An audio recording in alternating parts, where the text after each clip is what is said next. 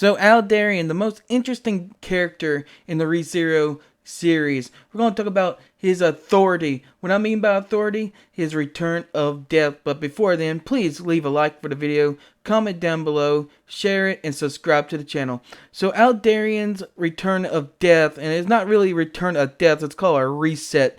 It's very different but to Subaru's return of death.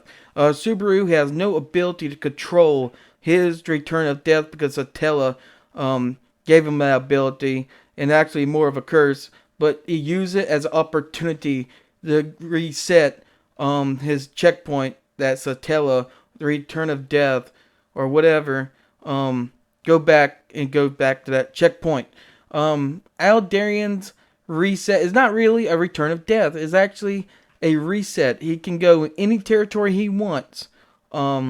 He can load and save. And what I mean by that, if he's the victim, he gets a 50-50 shot here. Aldarian said he's a 50-50. Either he's a subjugator or a victim. But when he's a victim, he acts like the return of death. Al remembers that he has died. Other people in the territory do not remember anything when it is reset. Al can save his checkpoint. Al can load his checkpoint. This can be used to save allies, and actually Aldarian don't really be bothered about dying. So Al is very different from Subaru, especially about the dying part. You can see Subaru really mental state after he keeps dying. He says not fun and is really painful, and he don't really want to use the return of death many times as he can, because you don't know if there's a limit or a non-limit, and so he saves that return of death and puts it as a last resorting option, because he has no limit. And he also tells Beatrice, and that actually saved him into the library to protect him. So Aldarian, we don't know how he really feels, even though he don't be affected by the mental state of dying and resetting himself. But we don't not really know for sure because he wears a helmet in front of his face, on his head. So he's very different about that. But if Aldarian's a subjugator, Al does not remember that he has died. Other people in the territory remember what has happened.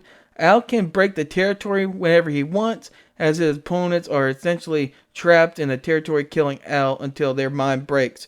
From Al's perspective, his enemies just become mind broken after he cancels the ability.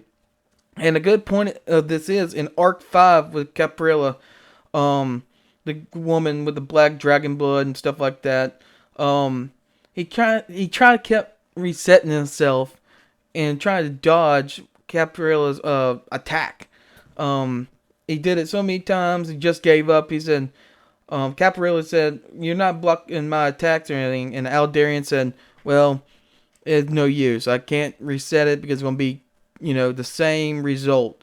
So that is very, very different from Subaru's return of death.